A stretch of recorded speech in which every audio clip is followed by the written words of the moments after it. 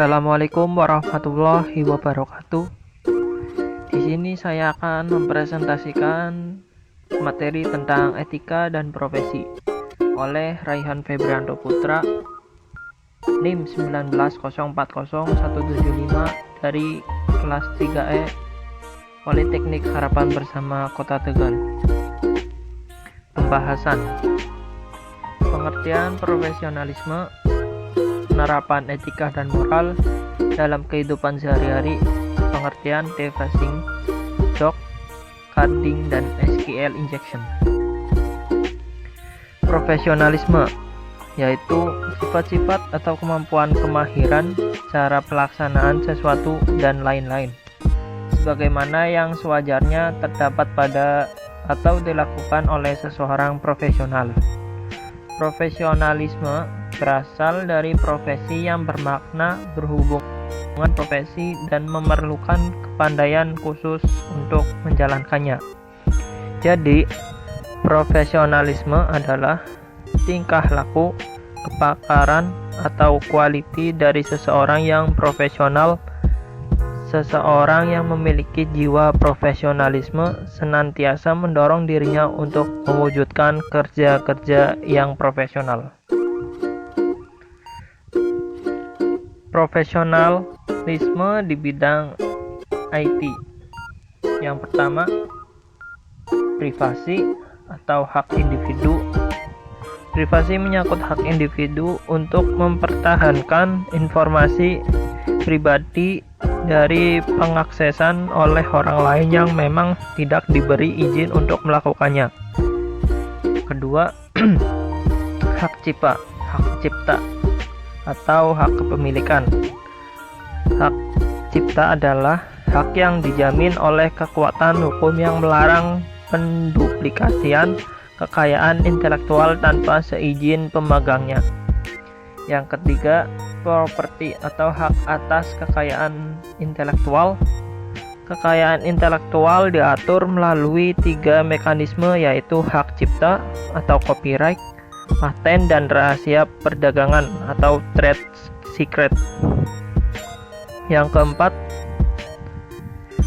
akses atau penyediaan akses untuk semua kalangan. Teknologi informasi malah tidak menjadi halangan dalam melakukan pengaksesan terhadap informasi bagi kelompok orang tertentu, tetapi justru untuk mendukung pengaksesan untuk semua pihak.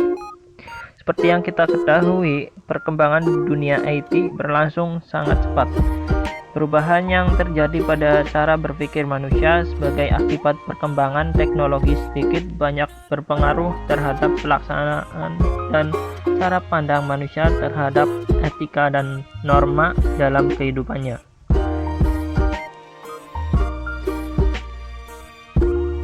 Penerapan etika dan moral. Etika adalah tingkah laku sebagai standar yang mengatur pergaulan manusia dalam kelompok sosial.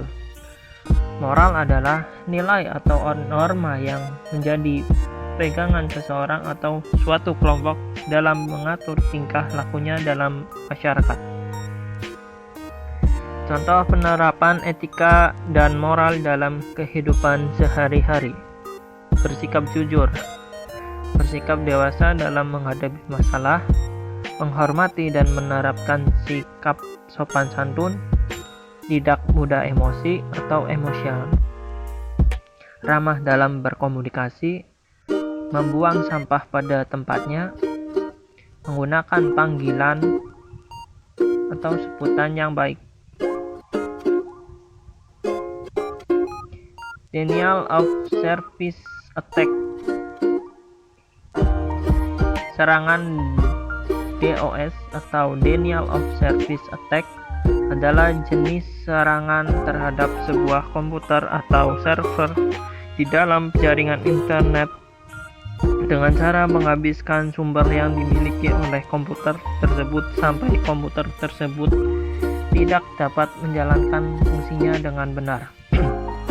sehingga secara tidak langsung mencegah penggunaan lain untuk memperoleh akses layanan dari komputer yang diserang tersebut. Contoh, serangan pada pertengahan tahun 2019 di mana domain OID sempat drop selama 4 hari akibat serangan DOS atau DOS. Serangan oleh anak komunitas Yogya Free terhadap website Kaskus pada tahun 2008. Dephasing adalah sebuah kegiatan yang dilakukan untuk mengubah tampilan pada suatu website dengan cara menyisipkan file pada server website tersebut. Contoh yang pertama, kasus deface pada situs mantan Presiden Susilo Bambang Yudhoyono. Yang kedua, kasus deface pada situs TV One. Yang ketiga, kasus deface pada situs KPU.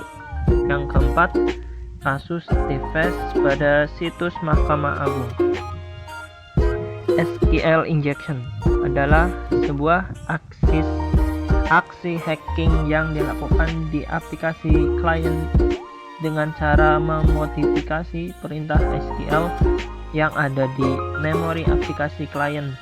Contoh yang pertama, 11 Mei 2011, Andi Kurniawan atau mahasiswa STIMIK Amikom Yogyakarta melakukan tindakan hacking di website Mabes Polri. Yang kedua, 2004, Denny Firmansyah membobol situs atau hacker di pusat tabulasi. Carding adalah kejahatan dengan menggunakan teknologi komputer untuk melakukan transaksi dengan menggunakan kartu kredit orang lain sehingga dapat merugikan orang tersebut baik materi maupun non materi. Contoh yang pertama, pada September 2011 Polda Metro Jaya berhasil membongkar sindikat pemalsu kartu kredit dengan kerugian yang cukup besar dengan senilai 81 miliar. Pada Maret 2013, sejumlah data nasabah kartu kredit maupun debit dari berbagai bank dicuri saat bertransaksi di gerai The Body Shop Indonesia. Pada April 2010, aparat Satuan Fiskal, Moneter, dan Devisa atau Fismondev di Treskrimsus Polda Metro Jaya menangkap kawanan pemalsu kartu kredit. Demikian, terima kasih. Wassalamualaikum warahmatullahi wabarakatuh.